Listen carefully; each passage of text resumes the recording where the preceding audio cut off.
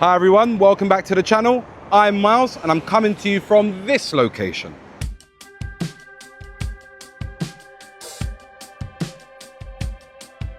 Fuengirola, running right along the Andalusian coast on Spain's Costa del Sol. Directly above this beach is the hill where Fuengirola began. First as a Phoenician and Roman settlement called Suel, then an Andalusian fortress called Sohail, later a battlefield, and now a concert venue. So today, I'm walking from the beach up to the castle to answer one simple question. Why did one hill matter for more than 2,000 years? If you're fortunate to live up there, that is a rather ridiculous view you've got. You'd be absolutely quite lucky, I think. Look at those mountains just behind. Look, absolutely awesome. Right, this is the beach. I'm staying just across the road between Mijas and Fuengirola, just around 18 miles southwest of Malaga. Just here, I believe this is called Playa del Castillo, so apologies for any butchering of the name. But without the castle just above this beach, it would feel just like a normal Costa del Sol beach as far as I'm concerned. So that's what I'm interested to find out a bit more of. Honestly, for some context, it is much quieter than I sort of thought about Fuengirola before I came. I've heard a lot of things about it.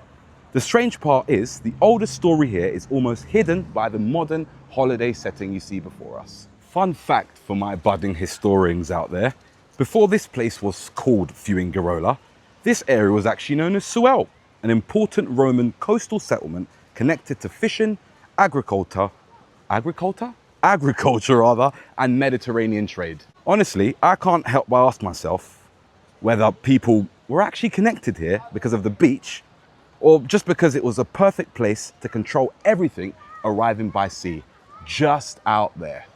Walking just along the coastline, I imagine every approaching ship would have been extremely obvious. This was not simply somewhere pleasant to live, it was somewhere strategically used. What I always found interesting is, I always ask myself how many people here just enjoying, you know, the hot weather that we've got. I think it's about 32, 33 degrees. But how many of them know about the local history of the town that they choose to come to, whether they're locals, whether they're tourists from abroad or tourists from other areas within the country? It's always an interesting question, if you ask me. Right here is the Fuengirola River. And from down here, this is where the position starts to make a lot more sense. The fortress stood right above, overlooking the coastline in both directions. What an absolutely amazing bridge this is.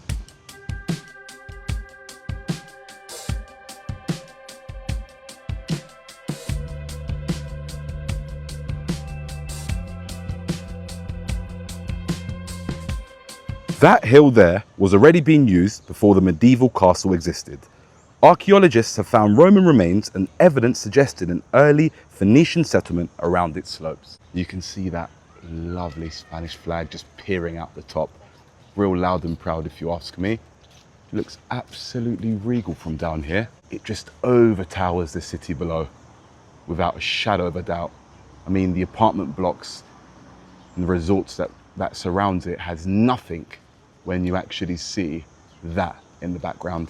And here we are, the entrance to the castle, but unfortunately, as you can see, it's shut.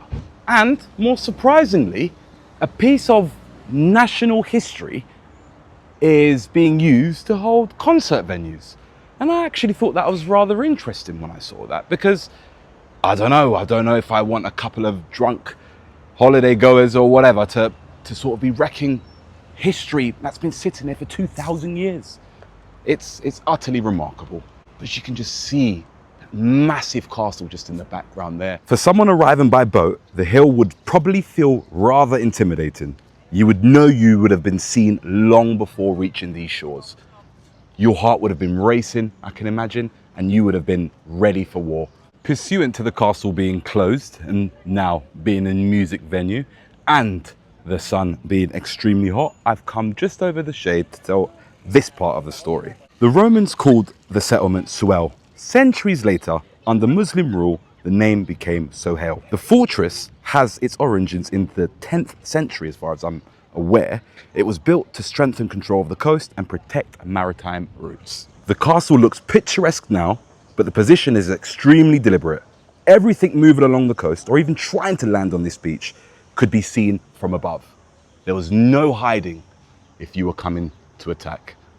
You would have been seen from miles away. From the beach, it looks decorative, but I can imagine being up there, it would feel a lot more defensive. The height, the walls, and the limited approaches all start doing their jobs. Honestly, would the castle have protected the settlement below, or would they have controlled it? For any guards stationed here, the view would have been an advantage. For anyone ordered to attack uphill, it would have been quite the opposite. The castle's story did not end with medieval Spain. In 1810, during the Peninsular War, the beach became the landing point for Anglo-Spanish forces trying to capture the fortress. A much smaller Polish garrison serving Napoleon held the castle, defeated the attack, and captured the British commander, Lord Blaney, I believe his name was. Honestly, that is the last story I would have expected to find above a Costa del beach, a British-led assault defeated by Polish soldiers inside a medieval Spanish fortress.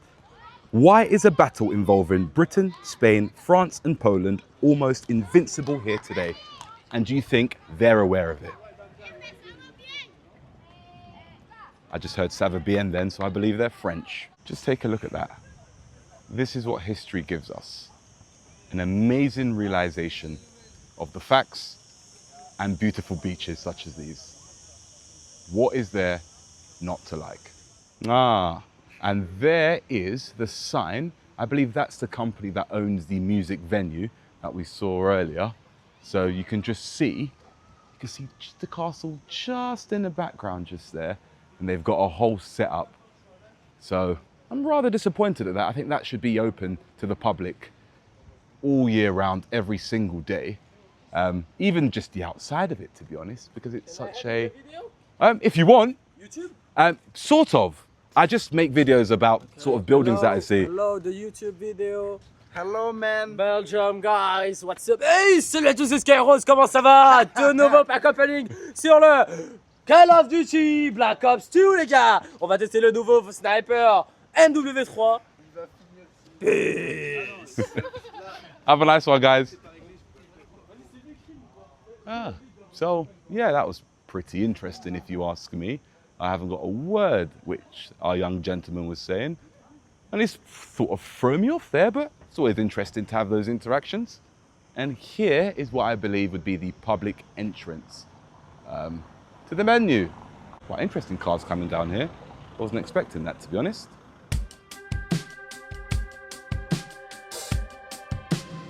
So why is there a fortress above this beach? Simple answer is because this was never just a beach. It was a river mouth, a landing place, a trading point, and a position from which the coastline could be defended and watched. The Phoenicians recognized the position, Roman Suel grew around trade, Muslim rulers fortified the hill as Sohail. Later, armies still fought for it. Modern Fuengirola then grew into a holiday resort around this coastline. The setting has changed completely, but the reason people keep returning has not. The sea still brings people here, only now they arrive for holidays rather than trade or conquest. From the sand, it looked like a castle, decorating a tourist beach. From up here, it feels more like the reason Fuengirola existed at all. What is pretty awesome about this beach is it's got its own little private section for dogs. That's awesome. I mean, Playa Canina. My Spanish isn't the best, but I'm presuming that means a canine beach. Bienvenidos. I know that means welcome. If you learned something new in today's video, or simply that you like the views, drop a like on the video. And if you want to come across on our next journey with us to see where we discover next and what story it has on offer, do consider subscribing to the channel. But I think it's fitting for whenever I've said this before. But until next time, adios.